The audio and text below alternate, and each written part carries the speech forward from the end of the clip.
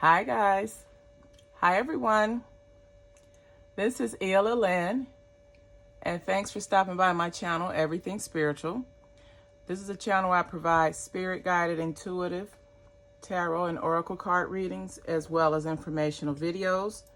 Today I'm going to do my April 12th astrology house reading for the sign of Gemini. So let's go ahead and get into it.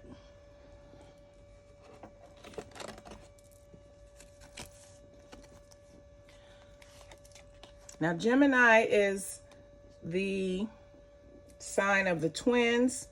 The dates for Gemini are May 21st through June 20th. Gemini is ruled by Mercury, which is the planet of communications, and it's also an air sign. So on this first house, we have the Queen of Wands. The first house is how others see you, or how you present yourself to others. So the Queen of Wands is someone who has gone through the process of self-mastery. That means you are familiar with your strengths and your weaknesses, and you capitalize on your strengths. Now, the two clarifiers for that, you see, this is someone who at one point may not have been on the right track, or someone who may have had questionable behavior. You have the menacing card. This card generally means deception, loss, theft, just something menacing, a menacing personality. But then you have the hope card next to that. So this is the star card, which gives you hope and guidance. So through the guidance of her self-mastery, she's become loyal and dedicated and committed to her craft, or to mastering herself, to being the best version of herself. So for Gemini, your first house, you're looked upon as someone who has gone through some struggles, but in the end, you've overcome the struggles and you've mastered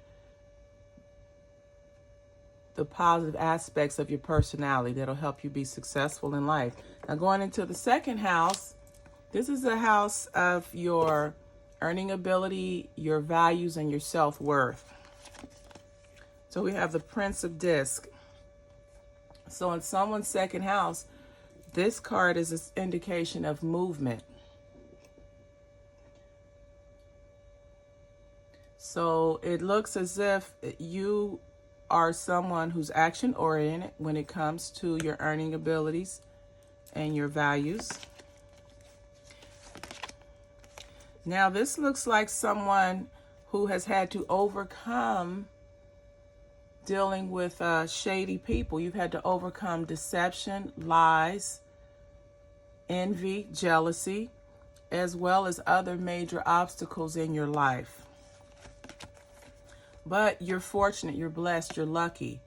You have the four-leaf clover, which means that although you've had obstacles and problems in the past, you're able to overcome them and successfully achieve your goals. So in this second house, you're looked at as someone who you have the ability to earn money. You have the ability to have resilience. You can overcome obstacles that others cannot and still be successful. Now, going into the third house, this is the house of communication. It's also the house of your connection to your immediate environment. Your immediate environment could be your home life, your work life, or your social life. But this is how you connect. Now, we have the Princess of Disc card here in your third house. And the Princess of Disc, if you look at this, is the birthing of a new idea, or giving birth to something, or something new coming into your life. So there's something new coming into your immediate environment. Now, the two clarifying cards you have, the first one is the Whip. And the whip can be an indication of a relationship that may be emotionally abusive or verbally abusive or just abusive in general. And this is the scythe. And this is used to remove something or to separate it or break it apart. So in someone's third house, they may have had some strife in their immediate environment. They may be in a relationship that's verbally abusive or emotionally abusive, or they're just in a relationship where they don't feel good about themselves, and it's time, they're in the process of removing the negativity, removing the abuse from the relationship. And the child card it can refer to children or childlike behavior, but it can also refer to starting over, new beginnings. So in this instance, this is a new beginning. So in someone's third house, in their immediate environment, they're going to remove the negative, abusive behaviors or the person that's causing the behaviors, and they're going to start over. Now, your fourth house is the house of your emotional nurturing. It's the house of the foundation of your emotional support. And this could be your spouse, fiance, mother, siblings. It's the people in your life that provides you stability and emotional nurturing. And here you have the Ace of Cups. So this is indicating that in someone's fourth house, they have a very, very good support system. This is someone who has deep affection for their family and for themselves also. So let's further see, let's see what else is added here.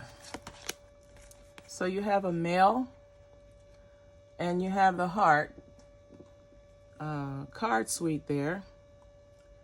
And then here you have the garden. The garden represents gatherings or networking. So this would indicate that this person, this may be the father figure. This is a male. So there may be a strong paternal or father figure in your fourth house that allows you to have the emotional stability and emotional clarity to nurture your family relationships. Now the clarifying card is the mice.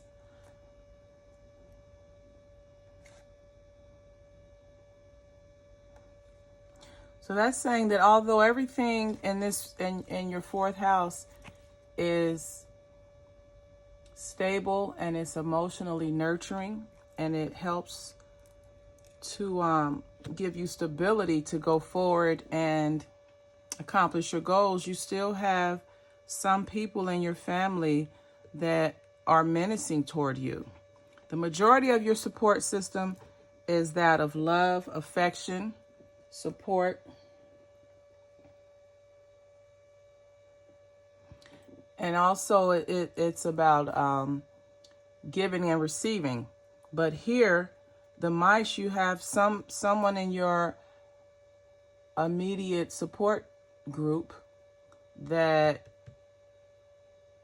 may not be about the right thing. This person may be someone who will cause you loss, or they may be someone that's jealous of you in the family or in your emotional support system that may appear to support you, but in reality, they're deceptive behind your back. Now, the fifth house is the house of love affairs, romance, your self-expression, and your creativity if you're into the arts. So in someone's fifth house, there's going to be some major changes regarding their relationship. There's going to be some major changes regarding how you handle your love affairs.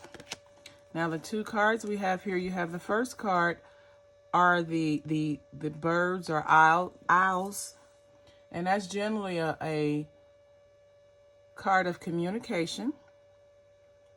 So you have some changes going on in your relationship. There's a lot of communication going back and forth, and then you have a child here. Again, this could be a child or childlike behavior, or it can be a new beginning because you have the change card here. So in someone's fifth house, regarding their short-term love affairs and romances, you're making some changes, and it looks like you're making positive changes. You've talked about it a lot through your friends and families or whoever's closest to you, and you want to start over. You want a new beginning. You want a fresh start, and you'll be successful. So however you have been conducting or dealing with your dating life, you're going to have some positive changes that are going to come about, and it's going to lead to success. And the success could be that of just having a short-term romance turn into a long-term relationship or situation.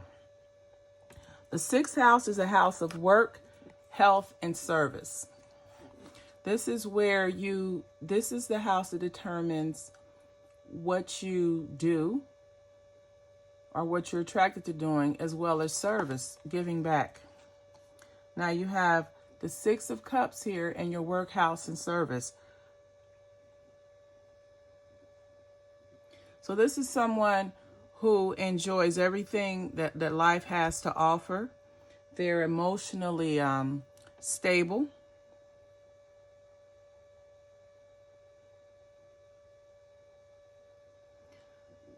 This is someone who has very good relationships.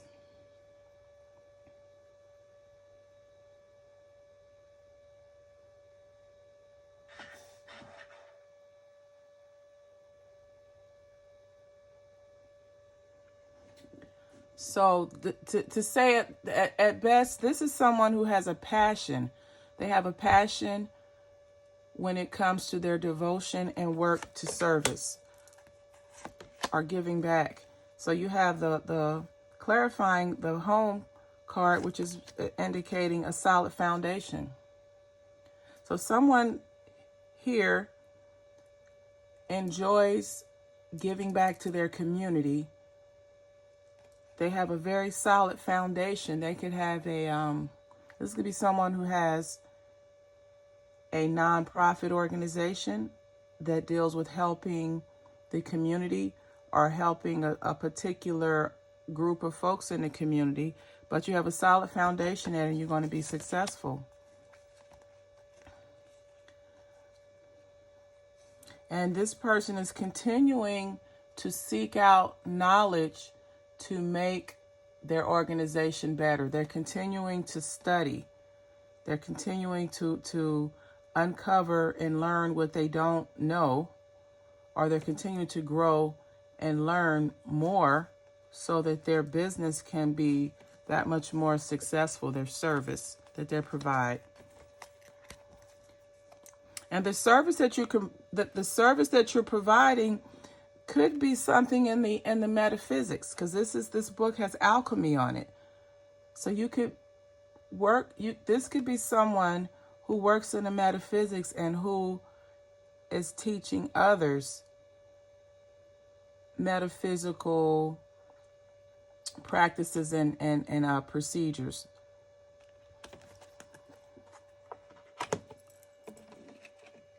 The seventh house is your house of long-term partnerships, friendships, relationships. This is a house where the house of marriage and contracts. So here you have the Queen of Swords energy regarding your seventh house.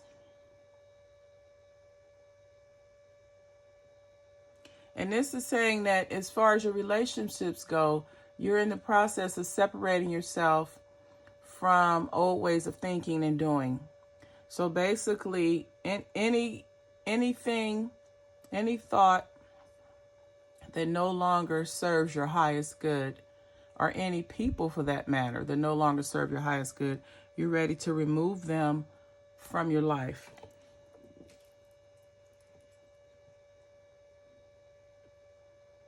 Now, initially, it may seem like it's a painful situation to remove these people from your life, but in the long run, it's going to add value to your life because you're not going to have the negativity associated with that person. Now, here you have the Moon card, and this is the card of work, vacation, travel. It's where you put into the universe what you want to receive out of it. So as far as this person making changes and cutting certain folks out of their life that no longer add value, this may be a male because this is a woman. And this woman is going to be walking out of your life because the energy isn't good. It's a bad relationship. And you've tried to work at it. You've tried to go on vacations. You've tried to do several things to strengthen the relationship. But this person doesn't want to be in it anymore. She's ready to walk away. You see? She's at a crossroads.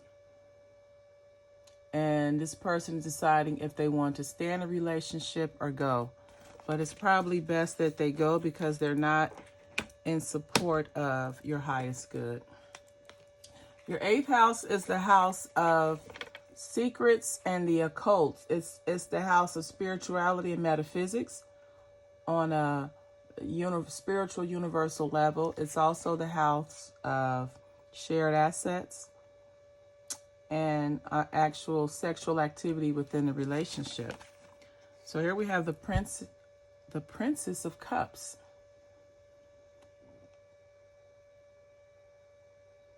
So the Princess of Cups is all about your feelings and your intuitions. So regarding your shared assets, regarding your connection with the universe, you're being asked to follow your intuition. You're being asked to follow your intuition. Trust your feelings about the situation that you're currently going through because you're on the right track. Now here you have the Clouds card.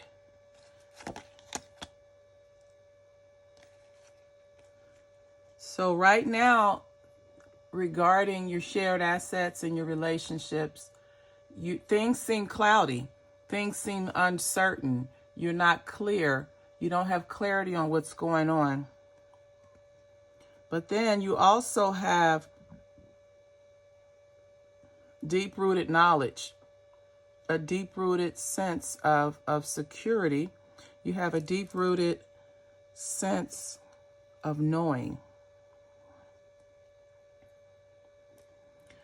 And that knowing, that wisdom, receiving that wisdom from your ancestors is what is going to help clear up the confusion. And then you have the Garden card. And the Garden card is just there to let you know you have several options ahead of you. You have several options to choose from. So regarding your shared assets are the problems you may be having with your spouse or your life partner. Know that the confusion is going to clear up and there are going to be several options available for you to work out the problems regarding your shared assets. Or if you're having problems with your sex life in your relationship, there's going to be several options available for you to overcome that. Now, the 9th house is the house of higher mindedness. It's your expanded consciousness. It's also the house of distant travel. and teaching and higher education. So you have the Princess of Swords. The Princess of Swords is dealing with getting to the bottom line of a situation or getting to the heart of the matter.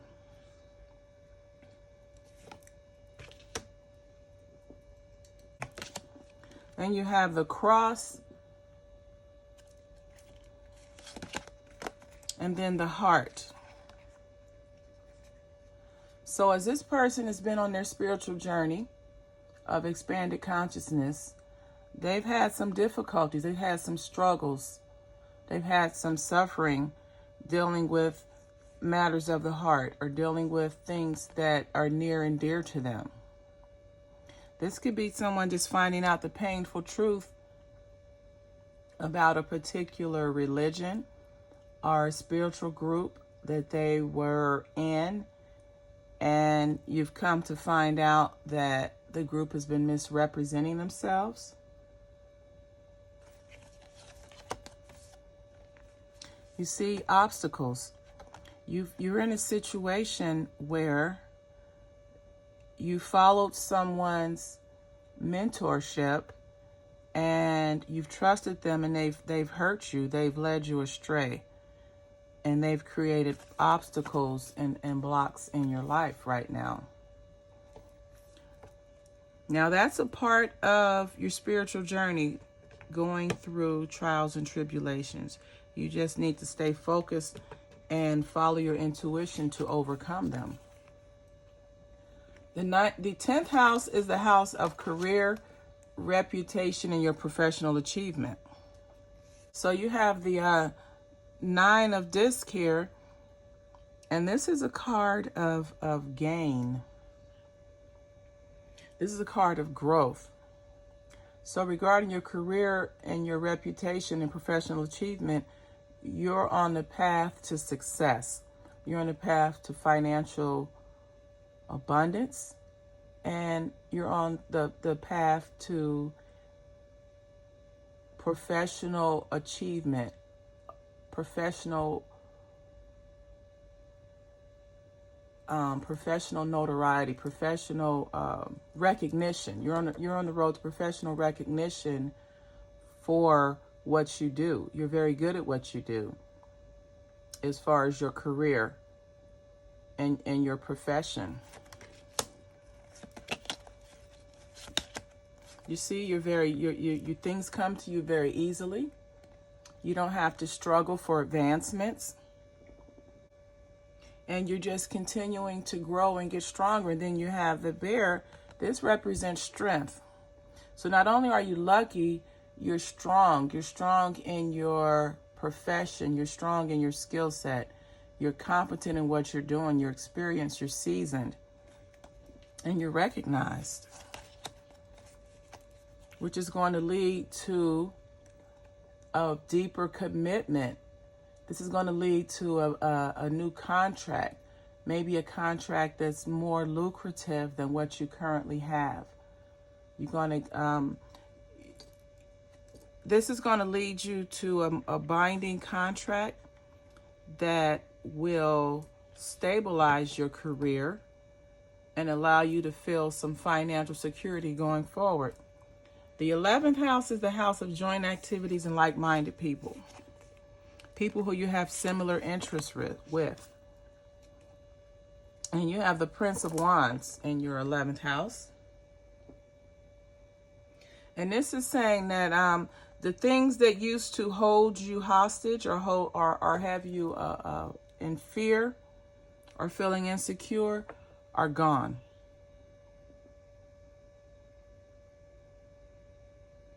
It's almost like that they have no, your things that used to intimidate you or have you in fear or sad or feeling unsure of yourself are gone. They're no longer a problem for you. You see, you have the solution, you have the key. You've understood and you've come up with a way to be successful. You've come up with a way to overcome.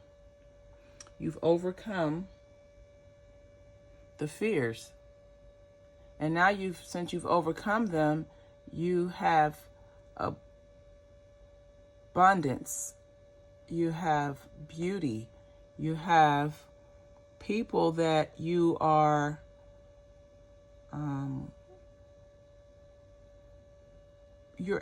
by you overcoming the things that used to hold you behind, you've come up with a solution to be in a position where you're going to be around better like-minded people. Your joint activities are going to increase, meaning they're going to increase in stature.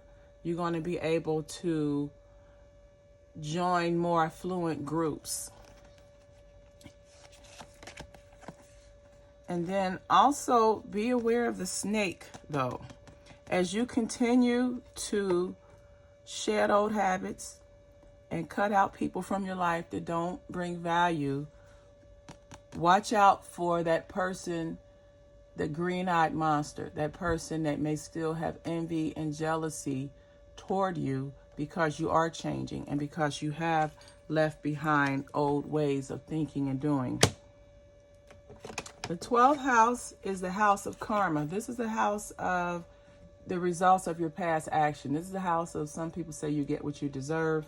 It's also the house of your support system, your hidden support system, and also your limitations. And here you have the moon card. Now the moon card in this deck is suggesting that you burn off, you get rid of energies, negative energies from the past that generates bad karma. So that's just negative thinking or negative behavior. And this card is also suggesting that you need to really listen to your intuition or your inner voice.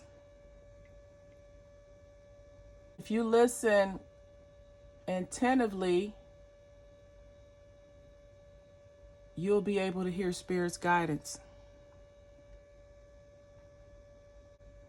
And as you go through this you struggle back and forth with the conscious mind and the subconscious mind. You go back and forth with what's right and what's wrong, with what you need to keep and what you need to let go of. You see, this is the coffin card. You're getting rid of and letting go of. This could be a marriage, the ending of a marriage, a relationship, or even a contract with someone that no longer serves you.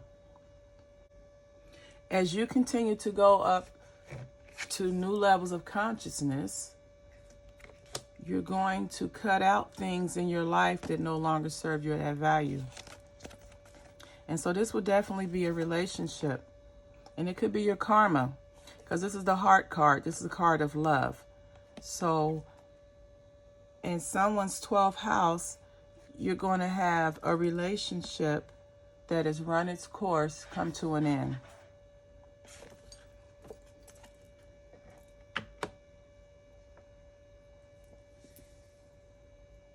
So this has been the April 12 house astrology reading for Gemini.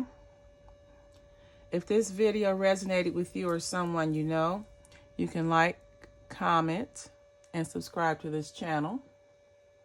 And until the next time, namaste.